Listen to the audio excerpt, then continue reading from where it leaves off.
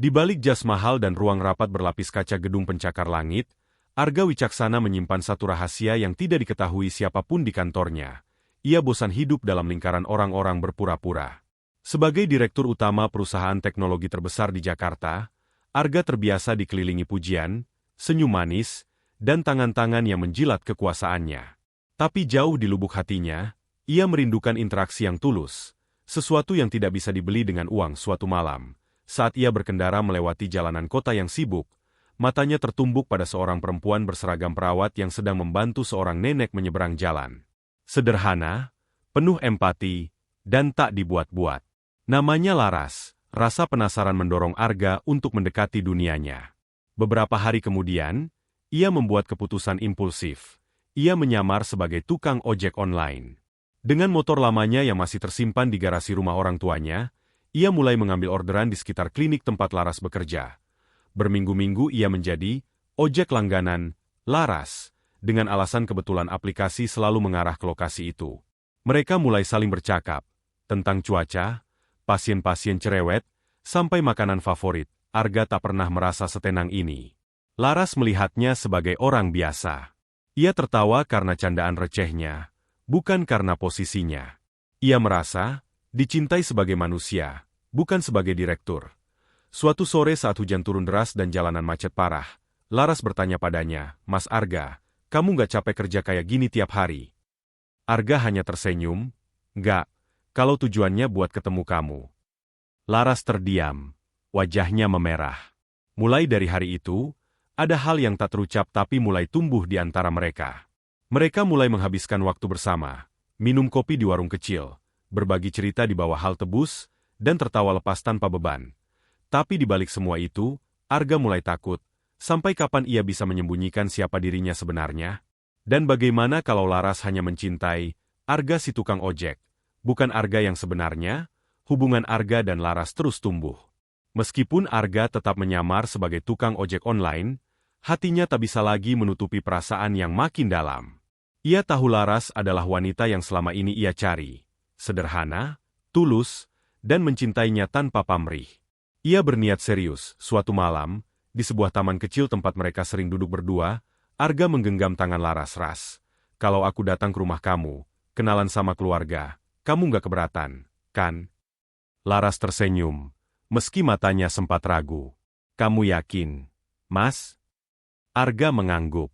"Aku serius sama kamu." Dan itulah awal dari badai. Beberapa hari kemudian, Arga datang ke rumah Laras dengan tampilan sederhana. Jaket ojeknya masih melekat, dan motor tuanya terparkir di depan rumah. Ia membawa buah tangan sederhana, sekotak kue basah dan tangan terbuka penuh niat baik. Namun sejak ia melangkah masuk, aura dingin menyambutnya. Ibunda Laras, Bu Rina, menatap sinis, memperhatikan dari ujung kaki sampai kepala.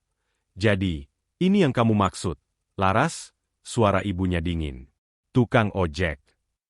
Arga mencoba tetap sopan, menjelaskan bahwa meski ia hanya pengemudi ojek online, ia serius ingin membina rumah tangga dengan Laras. Tapi kalimat itu malah menjadi peluru yang membuat suasana memanas. "Kamu pikir kami akan menyerahkan anak kami ke orang yang bahkan tidak punya pekerjaan tetap? Ayahnya sedang sakit parah, butuh biaya operasi ratusan juta, dan kamu datang dengan motor tua sambil bicara soal pernikahan." Laras yang duduk di samping hanya bisa menunduk, matanya berkaca-kaca. Ia tahu keluarganya keras, tapi tak menyangka akan sekejam itu. Arga menggenggam tangannya di bawah meja, mencoba menenangkan, tapi Laras hanya menariknya pelan dan melepaskan genggaman itu. Beberapa hari setelah kejadian itu, Laras tak membalas pesan-pesan Arga. Telepon tak dijawab. Bahkan saat Arga datang ke klinik, Laras selalu menghindar. Akhirnya, Arga menunggunya di depan klinik hingga jam kerja selesai. Saat Laras keluar, ia hanya menatap Arga dengan mata lelah. "Maaf, Mas, aku nggak bisa lanjut." Arga terdiam. "Kenapa?" "Karena aku tukang ojek." Laras mencoba tersenyum, tapi suaranya goyah. "Aku harus pilih yang terbaik buat keluarga aku. Bapak aku butuh biaya. Aku nggak bisa egois. Mas, maaf." Tanpa tahu alasan sebenarnya, Arga hanya bisa menatap kepergian Laras. Dunia yang selama ini hangat bersama gadis itu kini hancur dalam sunyi. Beberapa minggu kemudian, Arga mendengar kabar dari seorang rekan. Laras akan menikah dengan Bram, anak pengusaha besar yang terkenal sebagai pebisnis sukses. Hatinya hancur. Tapi ia memilih diam. Dalam benaknya, Arga hanya bergumam pelan. Kalau itu bisa bikin kamu bahagia, aku akan mundur. 1 tahun berlalu sejak Laras menikah dengan Bram. Di mata orang, hidupnya sempurna. Rumah mewah, pesta meriah, dan kehidupan bergelimang kemewahan. Tapi di balik pintu tertutup, semua itu hanya ilusi. Ayah Laras meninggal dunia 2 bulan setelah pernikahannya, meski Bram telah membiayai pengobatan. Kehilangan sang ayah menjadi luka yang tak sembuh. Dan sayangnya, di tengah duka, Bram perlahan menunjukkan wajah aslinya. Ia sering pulang larut malam dengan aroma parfum wanita lain. Laras mencoba percaya, mencoba sabar. Tapi saat ia memergoki suaminya di kamar hotel bersama rekan bisnisnya, dunianya benar-benar runtuh. Aku ini bukan laki-laki yang bisa hidup dengan perempuan kampung, bentak Bram saat Laras mengonfrontasinya. Hati Laras remuk. Ia hanya bisa menatap kosong, bertanya dalam hati, apakah ini harga dari pengorbananku? Tak lama kemudian, Bram melayangkan gugatan cerai. Tak hanya ditinggalkan, Laras juga diusir dari rumah.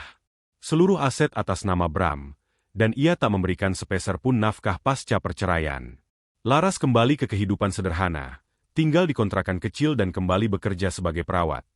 Setiap malam, ia memandangi foto lama bersama Arga, pria yang dulu ia tinggalkan karena merasa tak ingin membebaninya. Ia mulai menyadari, lelaki itu justru yang paling tulus mencintainya. Sampai suatu sore yang tak terduga, hujan turun deras saat ia keluar dari klinik. Karena lelah dan malas menunggu taksi, ia membuka aplikasi ojek online dan memesan. Saat motor berhenti dan helm dibuka, napas Laras tercekat. Arga jaket ojek yang sama. Senyum yang sama. Mata yang masih penuh ketenangan.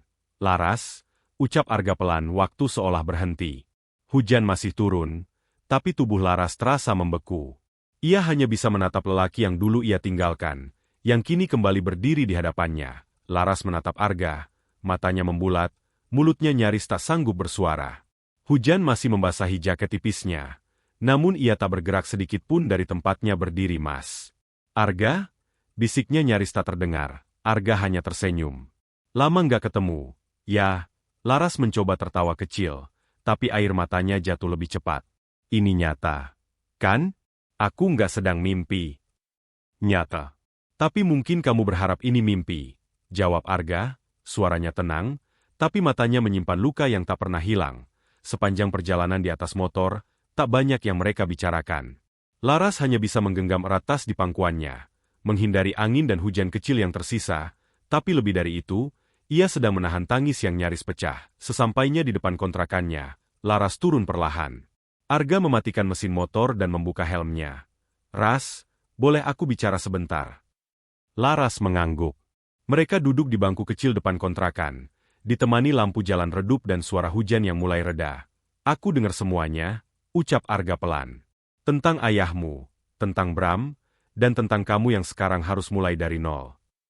Laras menggigit bibir bawahnya, menahan air mata yang makin deras. Aku nggak pernah ingin ninggalin kamu, Mas. Tapi waktu itu, Bapak sakit, Mama maksa, dan aku takut ngerepotin kamu.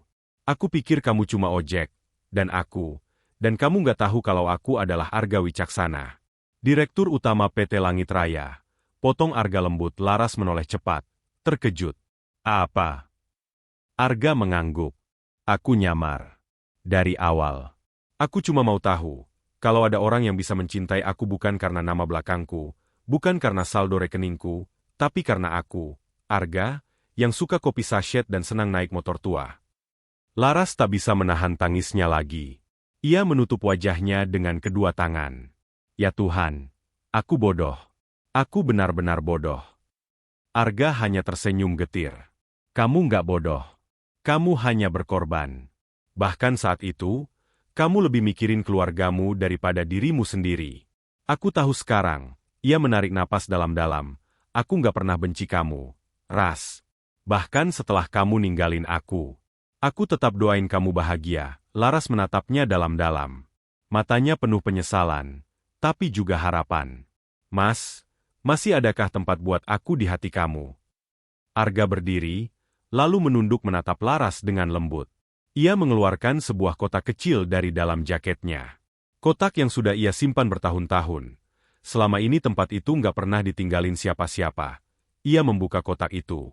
Sebuah cincin sederhana di dalamnya berkilau, tak kalah indah dari air mata Laras yang kini mengalir tanpa malu-malu. Beberapa minggu setelah pertemuan yang mengubah segalanya itu, hidup Laras mulai berwarna kembali. Ia dan Arga kembali sering bertemu. Tapi kali ini tanpa kepura-puraan. Tanpa rahasia. Laras mengenal Arga sepenuhnya. Bukan sebagai tukang ojek, bukan sebagai direktur, tapi sebagai pria yang mencintainya dalam diam, dan setia dalam luka. Arga tak pernah menuntut Laras untuk langsung menerima cintanya kembali. Ia membiarkan semuanya mengalir.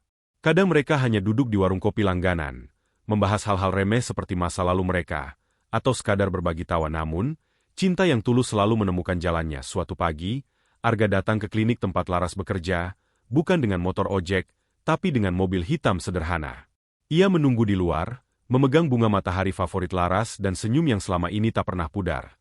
Saat Laras keluar, ia terkejut. "Mas, ngapain kamu bawa bunga segede ini?" Arga menyodorkannya sambil tertawa kecil. "Biar semua orang tahu kalau aku datang bukan sebagai tukang ojek, tapi sebagai laki-laki yang siap mencintai kamu sepenuhnya." Laras tertawa sambil menangis. "Kamu tahu, aku nggak butuh mobil, nggak butuh kantor megah. Aku cuma butuh satu hal." "Apa?" tanya Arga. "Kamu, yang nggak nyerah. Bahkan setelah aku nyakitin kamu." Arga mendekat, menatapnya dalam. "Dan aku nggak akan pernah nyerah." Beberapa bulan kemudian, dalam pesta sederhana di taman yang dulu sering mereka datangi, Arga dan Laras melangsungkan pernikahan kecil. Hanya keluarga dekat dan sahabat lama yang hadir. Tak ada kemewahan berlebihan, hanya senyuman tulus dan cinta yang akhirnya pulang ke rumahnya. Arga tetap menjadi direktur, tapi tiap Sabtu pagi ia masih turun ke jalan sesekali dengan motor lamanya. Kadang hanya untuk nostalgia, kadang hanya untuk mengantar istrinya kerja. Seperti dulu, saat cinta itu pertama kali tumbuh di balik jaket ojek. Dan Laras? Ia hidup tanpa penyesalan lagi. Ia tahu kini, cinta sejati bukan tentang siapa yang paling kaya, tapi siapa yang paling setia bertahan, bahkan saat disingkirkan.